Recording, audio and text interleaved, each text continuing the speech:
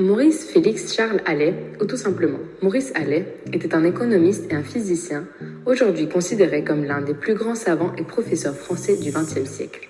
Il est né le 31 mai 1911 à Paris et mort le 9 octobre 2010 à Saint-Cloud à l'âge de 99 ans. Venant d'une famille très modeste et devenant pupille de la nation dès 1915, il aspirait socialement à une société ouverte où les élites issues de milieux défavorisés pourraient arriver à remplacer celles des milieux installés.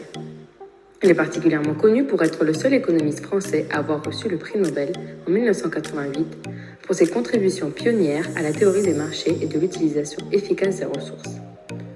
Nous allons consacrer cette vidéo à la carrière de Maurice Allais dans un premier temps et ensuite sur ses apports au niveau des théories économistes. Concentrons-nous désormais sur sa carrière.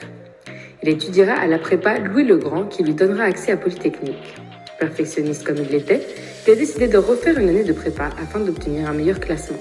C'est ainsi qu'il intègre Polytechnique et finit major de promo en 1933. Il se plongea dans l'étude des sciences économiques suite à son voyage aux États-Unis pendant la Grande Dépression en 1933, où il a observé une Amérique en crise et frappé par la misère omniprésente et l'incompréhension des élites face aux événements. Par la suite, il décide d'intégrer l'école des mines de Paris de 1934 à 1936, où il deviendra ensuite professeur de 1944 à 1988. Maurice Allais fut non seulement professeur à l'école des mines de Paris, mais aussi directeur de recherche au Centre national de la recherche scientifique, CNRS, et professeur à Paris-Nanterre, dont le plus grand amphithéâtre porte toujours son nom. Et du coup, quels ont été ses apports dans l'économie actuelle ? Il faut savoir que quand Allais a été démobilisé en juin 1940, il a consacré son temps libre et ses nuits à la recherche et lecture des grands auteurs de l'économie, puis à l'écriture d'un ouvrage majeur, à la recherche d'une discipline économique qui deviendra le traité d'économie pure en 1952. C'est un ouvrage qu'il a publié en 1943 dans lequel il évoque et analyse la théorie de l'équilibre économique général et de l'optimum et sera prolongé par sa théorie de la réalisation des surplus. Dans cette théorie économiste, nous retrouvons bien évidemment le paradoxe qui porte son nom. Le paradoxe d'Allais, suite à une expérience à partir de loterie réalisée lors d'une conférence internationale, montre qu'en situation d'incertitude, les individus rationnels n'ont pas toujours des préférences cohérentes. Un autre axe de recherche de Maurice Allais est la dynamique monétaire.